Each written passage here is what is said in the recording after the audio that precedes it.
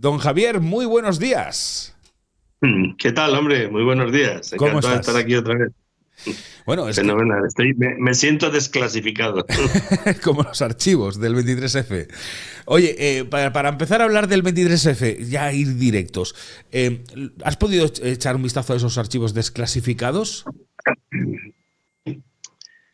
Pues, ¿sabes qué pasa? Que mientras estaba viendo en directo ayer, Mm. a partir de la 1 de la tarde, que fue cuando los desclasificaron, estaba viendo en directo en diferentes televisiones, iba saltando de una a otra, cómo iban sacando documentos y los iban poniendo en pantalla y tal, eh, porque lo iba a hacer yo mismo, pero como ellos tienen más gente, digo, pues así cunde más, ¿no?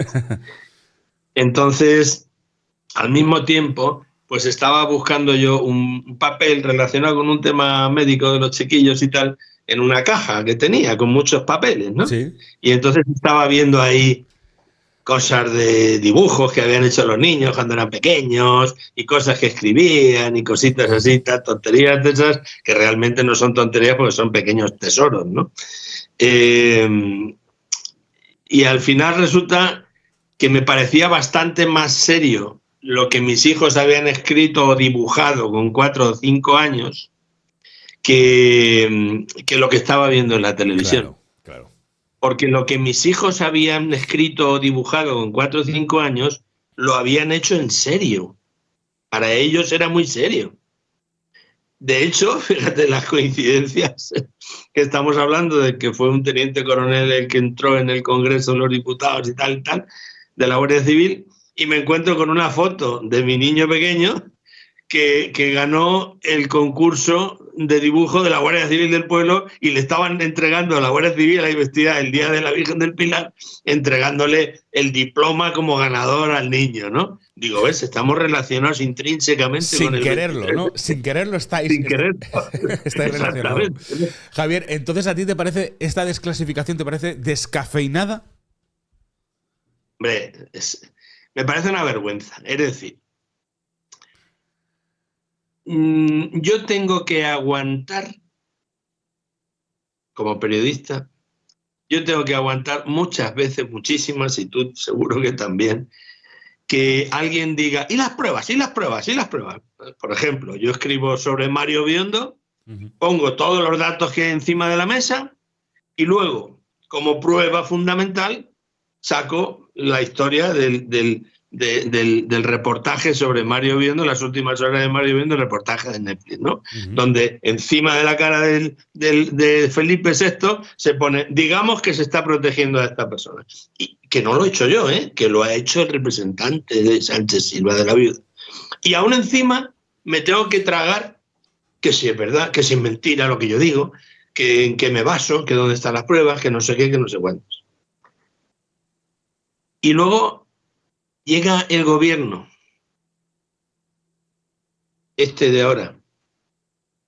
Podía haber sido otro, pero ha sido este. Llega el gobierno, saca unos papeles, así como este, lo que sea, ¿no? Cualquier cosa. Saca unos papeles, dice, ya está, ya hemos desclasificado los documentos. ¿Perdona? ¿Y eso tiene que darse por bueno? ¿Eso tiene que darse por bueno? Esa mierda de papeles que nos han enseñado. Esos son documentos. ¿Y de dónde vienen? Claro. ¿Dónde está la cadena de custodia? ¿De dónde vienen esos papeles escritos a mano que ni siquiera se ha verificado quién los ha escrito, quién los ha guardado, quién los consiguió, qué policía los consiguió, dónde han estado durante todos estos años? Es tan ridículo que hayan salido todos los periódicos de España diciendo, el rey no tenía nada que ver, la extrema derecha ahora se la tiene que comer, ¿no? El rey no tenía nada que ver, mira, lo pone aquí en este papel escrito a mano, que el rey no tenía nada que ver. Pero ¿cómo podemos ser tan imbéciles los españoles, tan imbéciles los periodistas y tan chulo el gobierno? ¿Cómo podemos ser así? No puedo creer que esto sea verdad. Pero es que no es que Javier Bleda no lo crea, porque yo a fin de cuentas no tengo ninguna importancia en el contexto del golpe, quiero decir, yo solamente lo estoy comentando.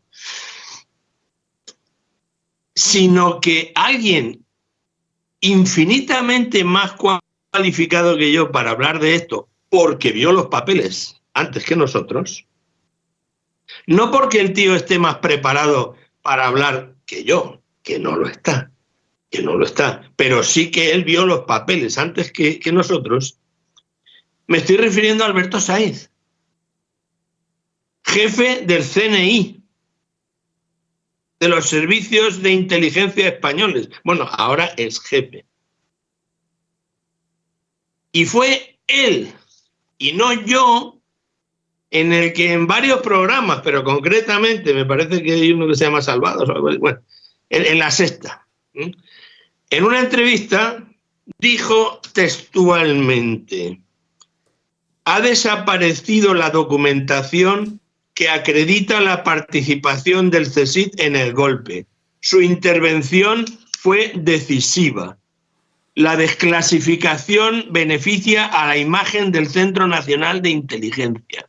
Y no he sido yo quien ha dicho eso. El tipo era jefe de los servicios secretos y además un jefe, aunque tenía una mierda de cualificación, porque era ingeniero agrónomo, es ingeniero agrónomo, algo que ya se sabe que la CIA prepara a todos sus agentes como ingenieros agrónomos para que trabajen de espías, ¿no? Es decir, a ver a quién tengo por aquí. ¡Ah, un ingeniero! Este para acá, un ingeniero agrónomo.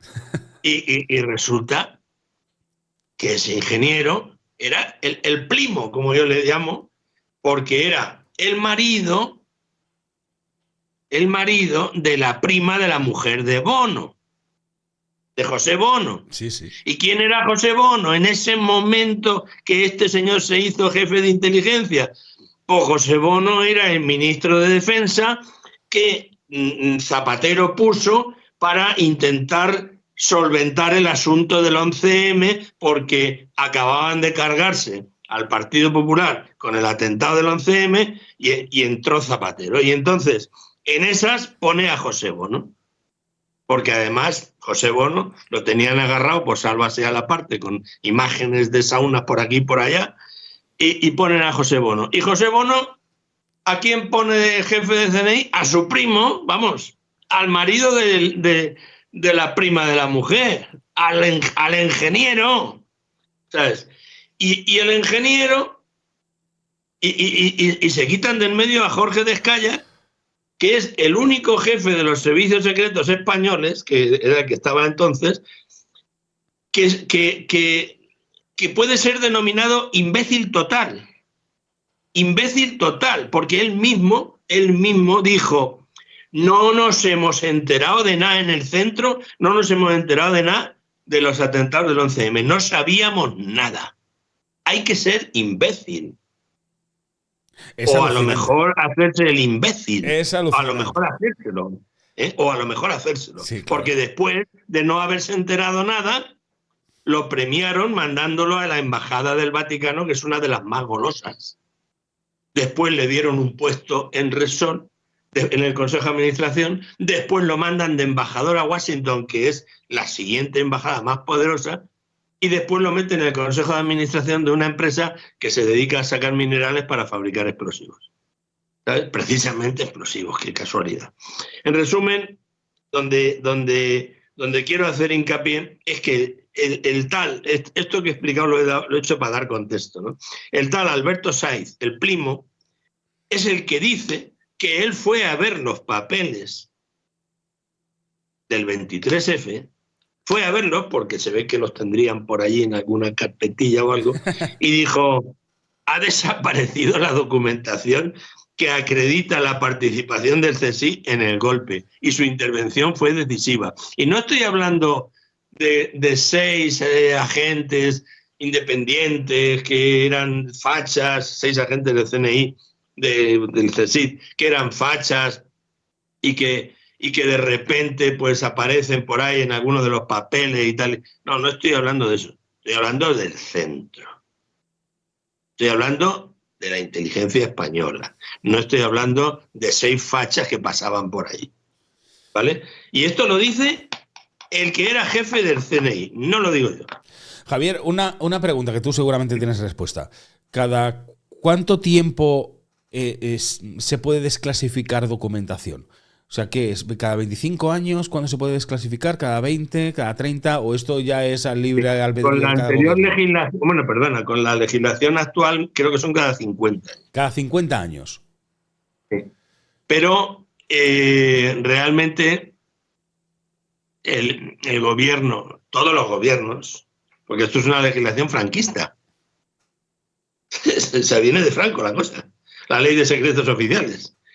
Cualquier gobierno podía haber puesto sobre la mesa la reforma de la ley de secretos oficiales y haberla llevado a efecto, al fin, con un acuerdo con todos los partidos, por lo menos los más importantes, porque esto es una cosa que afecta a todos los partidos, y entonces pues a haberla modificado hace ya muchísimo tiempo, porque esto es una cosa, vamos a ver, si los papeles secretos del 23F que puso en jaque a España son esos, ¿para qué narices había que tenerlos ahí escondidos? Si no dicen nada. Nada que no hayamos dicho ya. A eso es lo que yo quería ir. A ver, se desclasifica cada X tiempo, ¿no? 50 años, dice, según la legislatura que tenemos ahora, según la legislación que hay ahora. No han pasado 50 años del golpe de Estado. Han pasado 45 años. ¿Se tiene que desclasificar por ley toda la documentación? ¿Se tiene que abrir al pueblo toda la documentación? ¿O solamente es la que ellos creen pertinente enseñar? Claro, es que ahora con la inteligencia artificial, todo esto que estamos hablando da igual, porque pueden fabricar la documentación como quieran. Es decir, no se han desclasificado los audios, pero te da igual, porque los reforman y los desclasifican y pueden poner lo que quieran. Los audios, ¿vale? ¿Te refieres a las llamadas de teléfono que hubieron ese día? A las llamadas de teléfono. Del rey. Nos estamos hartando de oír a gente, a locutores o periodistas de la televisión que hacen las voces de las llamadas, de la transcripción de las llamadas. Sí, sí, cierto. Oiga, que pare el golpe ahora mismo, que lo digo yo, que soy el secretario del rey y tal. Pero no es la voz original, claro. ¿Vale? Ahora, la voz original no se ha desclasificado. Pero que, insisto, con la inteligencia artificial ya me da igual que se desclasifique o no, porque la pueden modificar cuando quieran, ¿sabes? Y poner lo que quieran. Y tampoco se ha desclasificado el sumario, que me parece una vergüenza que no se haya desclasificado el sumario, porque lo custodia el Supremo. ¿Y quién es el Supremo? ¿Alguien de una institución de Marruecos o cómo es esto? Supremo, el Tribunal Supremo de España. Oiga, que somos el gobierno, los que mandan aquí, que vamos a desclasificar los papeles del 23F. Pásame una copia, pero aparte es que no hace falta que le pasen ninguna copia al Tribunal Supremo. Es que nos toman por gilipollas, es que no hace falta que le pase ninguna copia. Es que el propio gobierno tiene el sumario. ¿Cómo que lo está custodiando el Tribunal Supremo? El propio gobierno, porque estaba en la causa. ¿Entiendes? La Fiscalía General del Estado tiene copia 100% del sumario. 100%. La tienen. Porque participaron en la causa como Fiscalía y como acusadores. Entonces, ¿por qué no desclasifican eso? No hace falta ni que se lo pidan al Supremo. Porque el Supremo podría decir, no, esto lo guardamos porque esto solo afecta a los interesados. No afecta a los interesados. Es que aquí los interesados éramos todos los españoles, oiga. Exacto. Todos los españoles. ¿Cómo que tal? No. Pero es que da igual, que lo den o no lo den. El gobierno lo tiene y no lo ha desclasificado. Lo tiene. Javier. Si tú ahora mismo tienes un problema legal y tienes el juzgado, te tiene que dar copia de todos los papeles. Te tiene que dar copia. a ti y a todos los, y a la acusación y a quien sea. Todo el mundo tiene que tener los papeles para poder defenderse. No sé si habrás oído el caso del famoso fiscal Grinda anticorrupción. No. Pues el tipo este resulta que es muy dado al rollo. Esto lo puedo decir tranquilamente porque esto está judicializado y tal, ¿no? Y lo que voy a contar es el acto judicial en sí, que es muy corto y hace referencia a lo que estamos hablando. El fiscal Grinda, pues es un tío que le va a la marcha, en sus horas libres, le va a la marcha, y entonces pues un tío muy aficionado a OnlyFans y a otras redes sociales así erótico-festivas, ¿no? Y entonces, pues en una de estas aparece una niña menor, y la niña menor dice el fiscal que dijo que tenía más años. El caso es que la invitan a participar en una orgía online con otras personas. La madre se entera y el padre y denuncian al fiscal.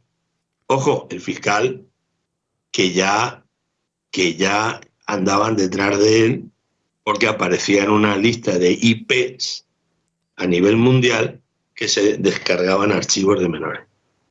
Entonces llega el tema del juicio, o sea, que no hubo ni juicio, vamos. Llega el tema, esto es en un pueblo de Jaén, sí. Llega, que era de donde es la chica, vamos. Llega el tema este de valorar para hacer el juicio y tal, y dicen, no, si no va a haber juicio. Porque el fiscal dice o sea, el fiscal, el erótico, dice que él creía que la niña era mayor, que lo engañó la niña. Y entonces, pues los jueces dicen, pues que no haya juicio y así no le pasa nada al fiscal. Joder. Pero donde voy a parar es a los papeles. Donde voy a parar es a los papeles. La niña obviamente no iba a tener la misma edad siempre. Llega un momento en que tiene 18 años. Y la niña dice, oye, que quiero mis papeles. Que los quiero. Los papeles del sumario. Que no nos los han dado. Y entonces la fiscalía se opone a que se los den. Y el juez dice que no se los va a dar porque como aparecen imágenes erótico-festivas del fiscal, pues que no se los iba a dar para que no pudiera dañar su imagen pública. ¿Cómo? Perdona un momento, pero si el dossier es mío, o sea, si el sumario es mío, la copia es mía, ¿cómo que no me lo vas a dar? Bueno, pues la niña ya mayor de edad tuvo que llegar hasta el Constitucional, y el Constitucional con un par dijo, claro que hay que dárselo. Es increíble. Claro que hay que dárselo. Y le obligó al juzgado a darle una copia del sumario. Así estamos. Es increíble. Entonces, y esto es reciente, vamos. Entonces, con el tema del 23F, exactamente lo mismo. El gobierno tiene la copia del sumario. La tiene. Y si no la tiene, si no la tuviera por negligencia, tiene derecho a tenerla. Pero la tiene. Y no solo el gobierno. Todos los abogados de todas las partes que participaron en el juicio tienen la copia del sumario. Y eso no se ha desclasificado. Ni los audios tampoco. Pero vamos, ¿quién te dice a ti que esos papelillos que han sacado ahí de niños pequeños no están manipulados para salvar la cara del rey? ¿Quién te lo dice a ti? Ahí es donde yo quiero ir. ¿Tú cómo viviste, qué edad tenías y cómo viviste aquel 23F? Yo lo viví jodido. Yo estaba haciendo la mili. Hostias. Yo estaba haciendo la mili y en la Capitanía General, o sea, en la región militar de Milán del Bosque, por si faltaba algo. Hostias. Y a ti te llamaron, claro, os pondrían a todos en alerta en aquel momento. Claro, a todo el mundo, efectivamente. Sí, por supuesto. Lo que pasa es que luego ya como el Milán del Bosque pues ordenó la retirada, pues ya no pasó nada. Estuvimos en la alerta unos días, pero ya no pasó nada una vez que el jefe de la Capitanía General, que era él, pues ordenó la retirada de todos los tanques y de todo el personal. siendo militar en aquel momento, haciendo la mili en aquel momento, más acojonado todavía. Porque claro, tú no sabías qué narices te iban a obligar a hacer en ese momento. Claro, claro, pero es que esto fue lo que pasó en la guerra civil, ¿eh? En la guerra civil, que es, para mí las guerras civiles son lo más cruento que puede haber, ¿no? Porque son entre iguales, ¿no? Uh-huh. En la guerra civil de repente te pilla en un bando o en el otro, que no es que se partiera España por la mitad, sino que aquí había un bando, aquí había el otro, en el otro lado otro, entonces te pilla ahí y da igual que tú seas de izquierdas, que de derechas, que de lo que sea. Como te pilla ahí y estés en edad militar, te mandan para allá. Y tienes que estar pegándote tiros con tu hermano o matando a tu propio hermano. Madre mía. ¿Sabes? En aquel 23F, claro, tú lo recordarías, pues imagínate, con un chavalito joven, militar en ese momento, salta la alarma, golpe de Estado, golpe de Estado. ¿Tú te lo creíste en aquel momento que realmente era un golpe de Estado? ¿O esto ya fue con el paso de los años y del tiempo que vistes a lo mejor incongruencias en ese golpe de Estado? No, hombre, en aquel momento claro que te lo crees.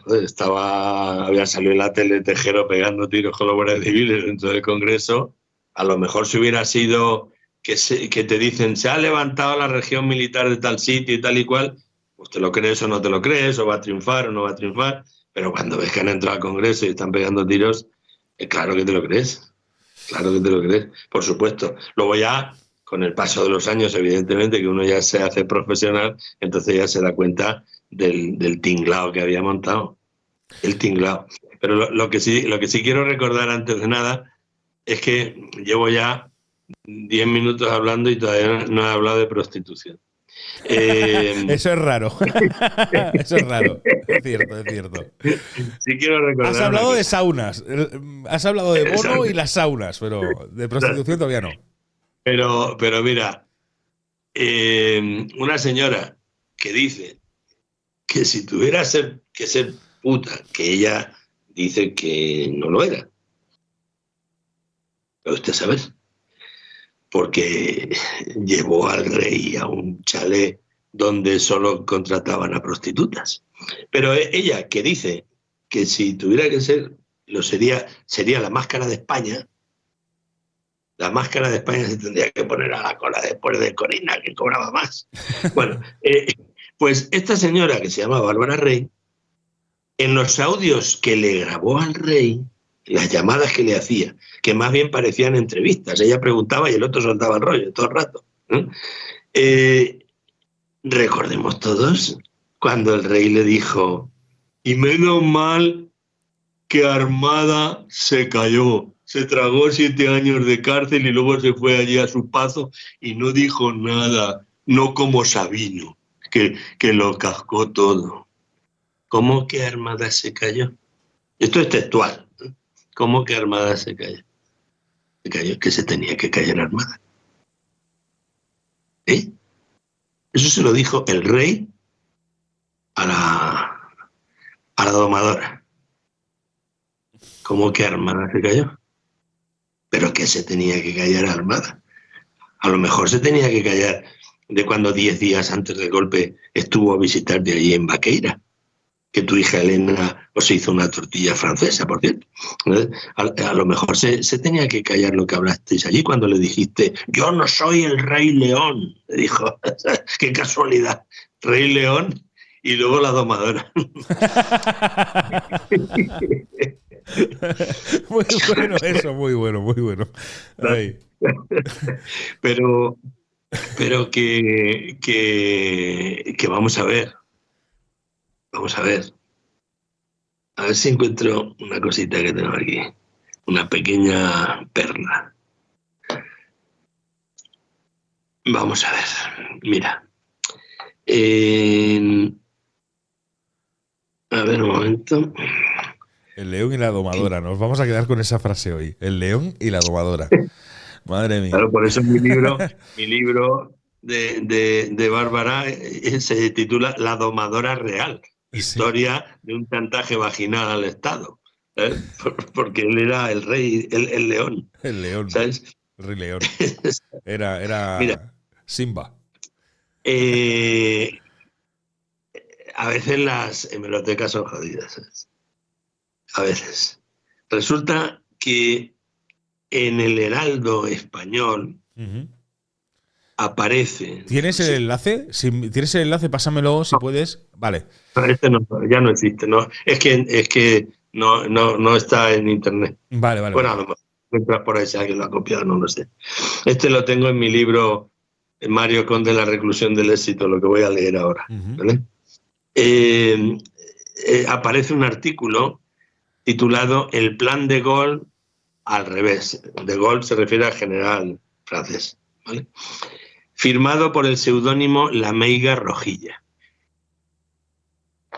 y publicado precisamente en la semana del 19 al 26 de febrero de 1981. Es decir, escrito unos días antes del golpe. El artículo no tiene desperdicio porque, aunque sea con acertijos a medias, lo que queda claro es que el autor sabía que se estaba preparando un golpe y que en algún momento Felipe González iba a proponer un gobierno presidido por un militar de su conveniencia. Esto lo decía el artículo. Estos 6 días antes del golpe de Estado. Sí. En fin, te leo, porque el artículo es muy largo, te leo una cosa que he seleccionado, ¿no? Dice que si los dosieres, que si los congresos, que si las operaciones, que si los golpes. Que en este país, en esta España, cada cual y cada quije tiene su golpe, su operación, su congreso y su dosier. El innominable, no sé por qué le decía innominable, pero bueno, innominable, le decía, hombre de Cebreros, o sea, Suárez, cayó en la cuenta de que su caída podía producirse en el mes de septiembre mediante una nueva moción de censura en la que la alternativa no sería la alternativa, sino que podría ser la sombra del general de Gaulle. Y rápido provocó la moción de confianza previamente pactada. A mí, se dijo el innominable, a mí me van a venir con galaxias y luceros. La operación Galaxia, que Tejero estaba preparando un año antes con el padre de Ricardo Inestrellas, con el comandante Inestrellas, y que los pillaron. Se llama Operación Galaxia porque fue en la cafetería Galaxia. Ajá. Y qué caray, hay que reconocerlo que dio un parón a toda aquella operación, claro, los detuvieron. Pero este aquí que el innominable hombre de Cebreros maquina su propia Operación San Luis. Su dimisión deja desconcertados a todos y son los socialistas los primeros en reaccionar. Hay que activar la operación de Gaulle, pero al revés. Nada de un militar con visos de derechización, nada de un militar impuesto desde arriba, sino, te lo cuento, ¿me creerás? Hay que todos y cada uno tienen su plan diabólico. Desde el primer momento todos sabían que el nominado era Leopoldo Recoletos, antes Calvo Sotelo, que ya sabes que hay que acomodarse a la democracia, aunque sea renegando de la sangre vertida en el cementerio de la Almudena por los mismos con los que ahora hay que parlamentar. Esto lo dice con sorna porque Leopoldo Calvo Sotelos parlamentó con el grupo Recoletos, que como eran de izquierda, por eso habla de la sangre vertida en el cementerio. Ajá. Entre otras cosas porque es un hombre sin partido, sin prestigio y sin capacidad, aunque sí con familias, aunque los demás digan que no. Porque creo que todo el mundo sabe quién es Leopoldo Calvo Sotelo también, ¿no? O sea, que fue presidente. Porque, ¿acaso no es cuñado de Alberto Oliar, ese que aspira a la cartera de defensa? ¿Acaso Alberto Oliar no es primo de Rafaelito Ansón Oliar, hermano de Luis María, el periodista? ¿Aquel de las imágenes del presidente? ¿Acaso el socialista Fernando Morán, ministro de Exteriores, no está casado con una hermana del propio Leopoldo Recoletos, antes Calvo Sotelo? ¿Y acaso Leopoldo no es pariente por todos los costados menos por uno con los Bustelo, ucedistas, socialistas y universitarios? En fin, dice... Después añade, ya queda poco, al respecto de lo que podría pasar si no se consigue la investidura de Calvo Sotelo, Felipe, en nombre propio y en el ajeno, ofrecería su alternativa. Si no se consigue la investidura de Calvo Sotelo. ¿Un gobierno socialista? No. Felipe, bien aconsejado, se mostraría tan generoso que rechazaría de plano ser el jefe del gobierno y propondría un gobierno presidido por un militar. Ya está aquí el plan de Gaulle. Felipe mostraría ante el pueblo su generosidad, su humildad, su falta de ambición y su amor a la patria. Pero, ¿y si Leopoldo consigue el aprobado? O sea, si lo hacen presidente, que lo hicieron. Da igual que te lo digo yo, porque si aprueba la reválida todos sabemos que no terminará la carrera, aunque sea en la de San Jerónimo, que es la que ahora quiere empezar. Y si la solución de Felipe sigue siendo válida, un general. Pero me preguntarás tú, o preguntarán tus lectores, ¿quién será ese general? Tú mismo hablabas el otro día de 3 generales. Atención, el que la va a armar, el que la va a armar, el que la tiene armada, y piensa un poco más, y lo sabrás. No será un teniente general, porque este empleo se va a acabar. Será un general político que conozca el problema del País Vasco, aunque no haya hecho nada en él, con prestigio entre el pueblo, con experiencia en los servicios de información, con experiencia en la Guardia Civil por si se plantea el problema de si la Guardia Civil pertenece o no al Ejército, y con experiencia en la Policía Nacional, antes llamada Armada, entre comillas otra vez, en alusión al general Armada, y con mando en tropa, no como ocurrió con Gutiérrez Mellado. Gutiérrez Mellado, que era el vicepresidente del gobierno en el momento del golpe. ¿Lo has adivinado? No. Es porque te falta un detalle, una pista. Ese general al que ya han tocado los socialistas quiere llegar muy alto. Estuvo a punto de ser director de la Guardia Civil y estuvo a punto de ser ministro de Defensa. Y hasta tiene el visto bueno de las mujeres, que las mujeres, te lo digo yo, tienen mucha importancia en la vida política española. ¿Lo has adivinado? Sí, y aquí acaba. Pues entonces reza conmigo. Santa María, Madre de Dios, ruega por nosotros. Amén. El general Sáenz de Santa María. Hostia, pero lo que estás contando, lo que has contado es muy grave. El que se sentaba conmigo a comer ostras en la mesa de Rodríguez Menéndez, junto a Rafael Vera, junto a Manuel Cobo del Rosal, el abogado penalista más importante de España y abogado de Rafael Vera, junto a Jorge Argote, el abogado general Galindo, junto al alcalde de Ciudad Rodrigo. Sáenz de Santa María, era el que Felipe quería nombrar presidente. Lo que pasa es que luego llega Armada, que por muchas pajas mentales que quiera hacerse, que se hizo, porque ya el hombre ahora ya no puede contar nada, pero por muchas pajas mentales que salieran ayer en la televisión de entrevistas que le habían hecho a Armada, decía, el rey no tenía nada que ver, y yo en todo caso lo que intenté era parar el golpe. ¿Parar el golpe? ¿Parar el golpe? Vamos a ver una cosa. Jordi Pujol, el expresidente catalán, escribió en sus memorias en escribió en sus memorias: el PSOE tenía una auténtica obsesión por hacer caer a Suárez. Una prueba de ello es la visita que el destacado líder socialista Enrique Múgica me había hecho a finales de verano de 1980 a mi casa de Premià de Dalt de 1980. Enrique Múgica. Sí, sí. En 1980, en la casa de Pujol, para preguntarme cómo veríamos que se forzase la dimisión del presidente del gobierno y su sustitución por un militar de mentalidad democrática. Pero esto es socialismo. O sea, el mismo PSOE ya tenía en su mente derrocar, echar a Suárez y meter los militares otra vez. Meter al general Sáenz de Santa María. Pero es flipante lo que estás contando, de verdad. Yo no sé si mucha de la gente. Lo estaba contando Jordi Pujol. Sí, quiero decir, pero tú lo estás rescatando. Tanto la información que has sacado de tu libro como lo que está ahora diciendo Jordi Pujol, pero esto es una información que a mucha gente le ha pasado por alto. Dice, Enrique Múgica era entonces el número 3 del PSOE. Y dijo que él nunca había hecho esa propuesta. Pero la doctora Carmen Echave, que ese día estaba en el Congreso, el 23F, escuchó una conversación entre Tejero y Armada, el general Armada. Y ahí se enteró de la lista de nombres de un gobierno de concentración planeado por Armada y encabezado por Armada.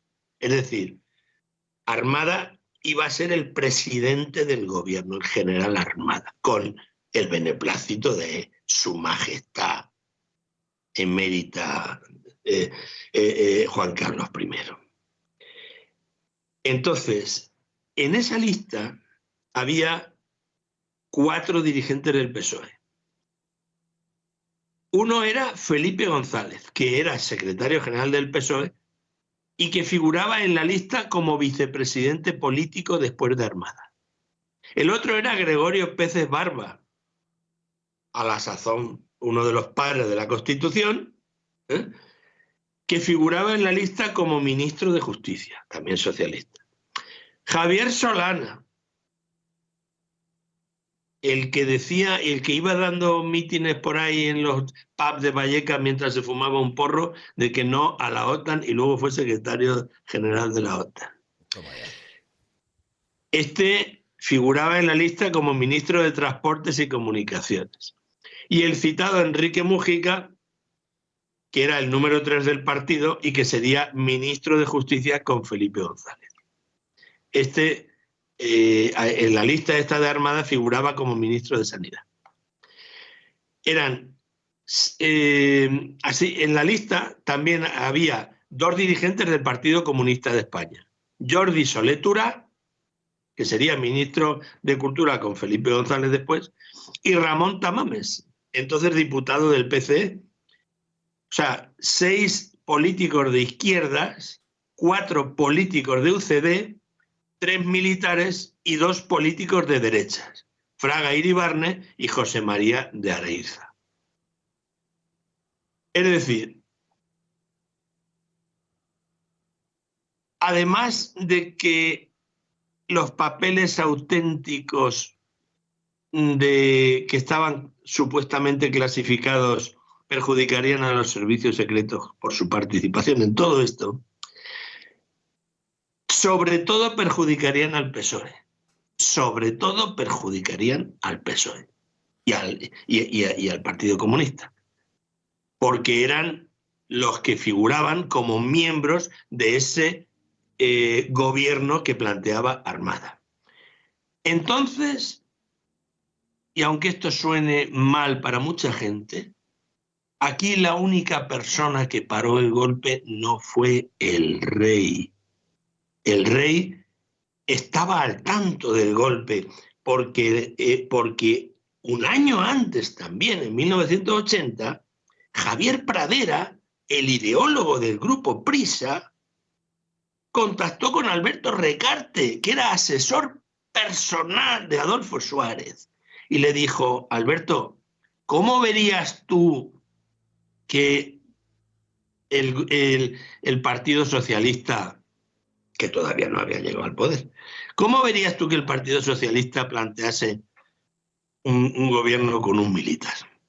Porque Sáenz de Santa María, ya te digo, estaba conmigo sentado a la mesa cuando sacamos toda la organización aquella del vídeo de Pedro J, y él me decía: pregúntale a Suárez si se acuerda de los batallones vasco-españoles, que no fuimos, que nosotros no inventamos lo del terrorismo de Estado, lo de la guerra sucia, que ya lo inventó él. Eso me decía cuando se tomaba 2 copitas de vino. Hostia, macho. Entonces, el que realmente paró el golpe no fue el rey, que por cierto, cuando estaba hablando ante las cámaras allí, he decidido, he mandado a todas las tropas, estaba debajo, iba en un pantalón normal, solo se había puesto la chaqueta para salir en la tele. Esto lo escribió Manuel Vicent en El País, uno de los grandes articulistas del país. Bueno, pues el que paró el golpe fue Tejero. El que realmente paró el golpe fue Tejero. Porque a Tejero lo engañaron, efectivamente, como decía su mujer. Tejero fue allí porque le dicen sus superiores, en esto no había superiores porque realmente Tejero era un tío muy conocido en el mundo retroactivo, militar, ¿sabes? Entonces, Tejero fue allí engañado y le dijeron: oye, mira, esto va para adelante, tú vas allí, te hace... Que por cierto, ni siquiera lo tenía planeado. Apareció allí en un sitio donde había guardias civiles y dijeron a los autobuses, que eran autobuses normales, no eran de la Guardia Civil ni nada. Subir a estos autobuses que hemos alquilado, que os venís conmigo. No sabían ni dónde iban los pobres guardias civiles. Nada más que 4 o 5 que sí lo sabían. Todos los demás no sabían dónde iban. Y entonces se los llevó allí y dio el golpe, pero claro, claro, él sabía que el rey estaba en el ajo. Por eso hablaba en nombre del rey. Y él sabía que Armada estaba en el ajo. Pero cuando resulta que aparece Armada y le dice, mira, para que nadie se nos eche encima, yo voy a ser el presidente de este nuevo gobierno y vamos a poner políticos. Vamos a poner políticos y Felipe va a ser uno, el otro va a ser otro, el otro, y del Partido Comunista y tal. Claro, Tejero los mandó a tomar por saco. Mandó a Armada a tomar por saco y mandó a todos a tomar por saco y mandó el golpe a tomar por saco. Pero todo realmente eso se decidió al instante, ¿no? Porque... Sobre la marcha. Hostia puta. Mientras estaban gastándose los guardias civiles toda la bebida y todas las reservas de alcohol que había en la cafetería del Congreso. ¿Sabes? Todo se decidió sobre la marcha. Y la otra versión, que no llegó a darse,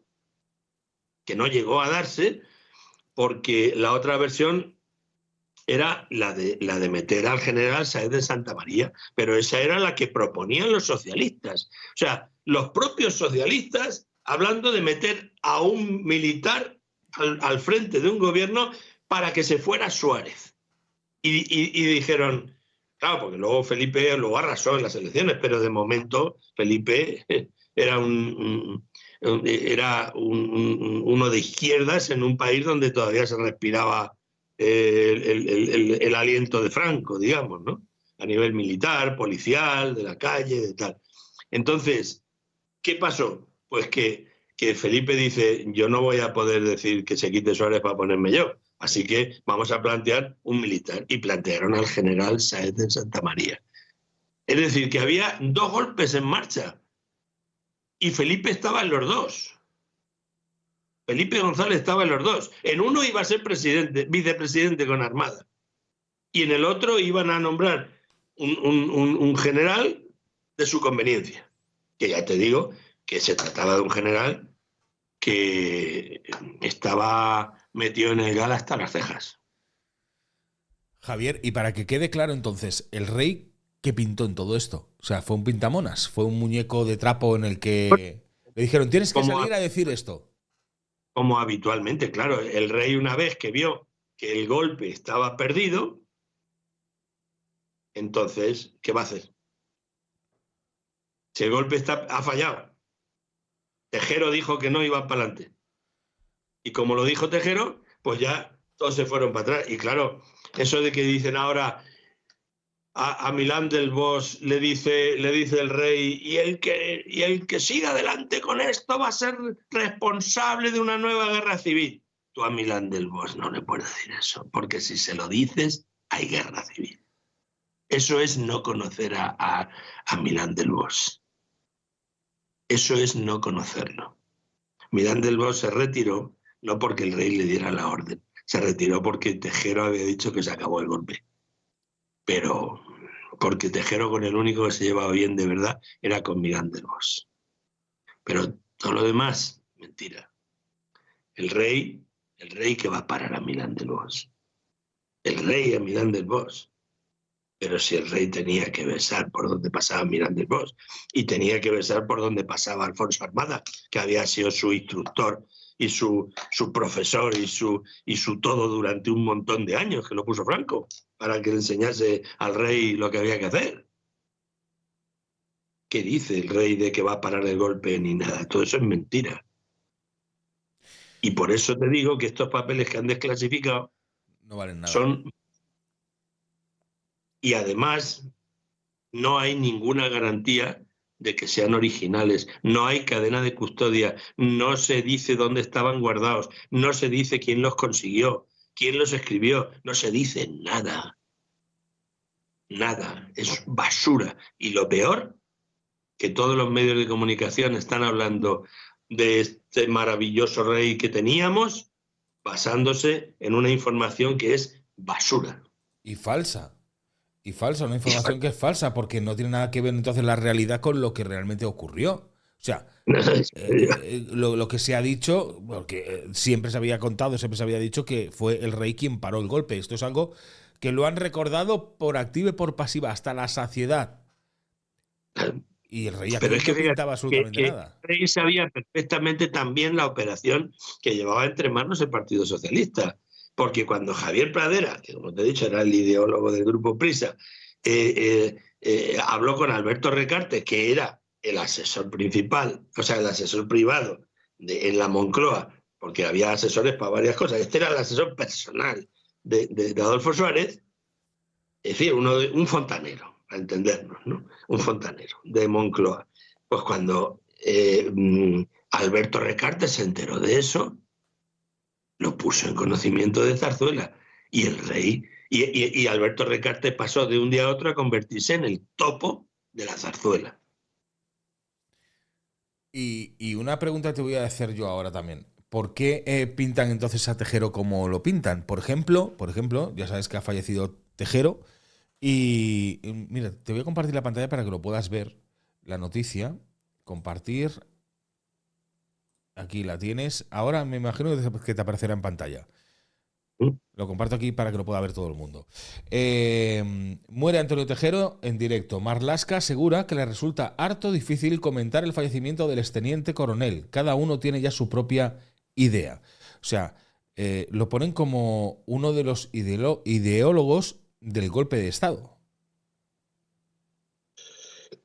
Vamos a ver. El teniente coronel Tejero estuvo planeando con el capitán Estrillas la operación Galaxia. Hay que tener en cuenta que Suárez y Gutiérrez Mellado se estaban quitando de encima a todos los militares que había de la época de Franco, ¿no? Y para poner un nuevo, para crear, fabricar un nuevo ejército artificial prácticamente, a partir del cual pues todos los estamentos digamos militares duros, de línea dura, desaparecieran, ¿no? Entonces, bueno, pues Tejero no lo veía bien, Sardín Estrillas tampoco lo veía bien, y muchos otros más, y al final, pues, organizaron la Operación Galaxia.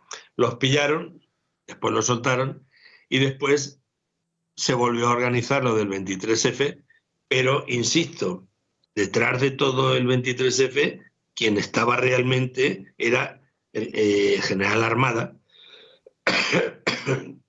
quien solo un par de semanas antes lo habían destinado como número 2 de la Capitanía General del Ejército allí en Madrid, porque necesitaban a alguien con mando en las tropas para organizar esto. ¿Y quién firma eso? ¿Quién firma que Alfonso Armada fuera el número 2 del ejército? Lo firma la que limpiaba allí, por la Capitanía General. ¿Lo ha firmado la limpiadora? No. Lo firmó uno que se llamaba Juan Carlos I. Toma ya. La orden, el nombramiento, lo firmó Juan Carlos I. 2 semanas antes del golpe. Lo que queda claro en todo esto es que había mucha gente que lo sabía, que iba a ocurrir, que iba a pasar. Había muchísima gente, la élite lo sabía. Sí, sí. Incluso muchos de los que estarían en ese día en el Congreso sabían que iba a entrar allí una persona, iba a dar un golpe de Estado, iba a pegar un disparo al cielo. Algunos lo sabían. Madre de Dios. Empezando por Felipe González. Madre. Todos los que iban a formar parte de ese gobierno presidido por Armada, todos lo sabían. Madre de Dios. Se tiraron al suelo porque, oye, las balas son muy peligrosas. Nunca saben si van a ir para allá o para acá o van a rebotar, ¿no?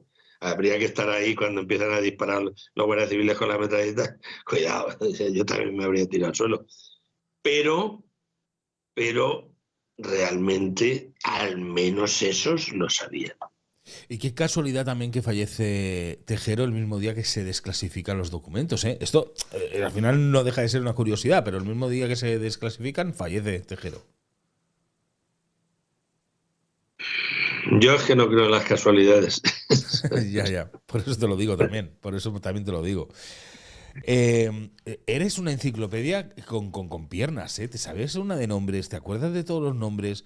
De todo. Es alucinante, de verdad. Es alucinante el curso de historia que nos das cada vez que estás aquí. Nos das un curso de historia increíble. Y además con documentación. Con documentación, porque al final tienes el libro que te habla directamente de eso, que tú lo escribiste hablando del golpe de Estado y de todas las mentiras que hay detrás de ese golpe de Estado. Tú como periodista, ¿llegaste alguna vez a destapar esto como periodista en algún diario? No, hombre, cuando estaba con Mario Conde dirigiendo su revista, sí conté unas cuantas cosas, hay que tener en cuenta. Que tenía de colaboradores al coronel Perote y al comandante Pardo Zancada, que era el que mandaba los tanques de la división acorazada Brunete por las calles de Madrid. La noche del 23F. Y ese era colaborador mío, escribía para la revista, siendo yo director de la revista. Entonces, pues comentábamos cosas.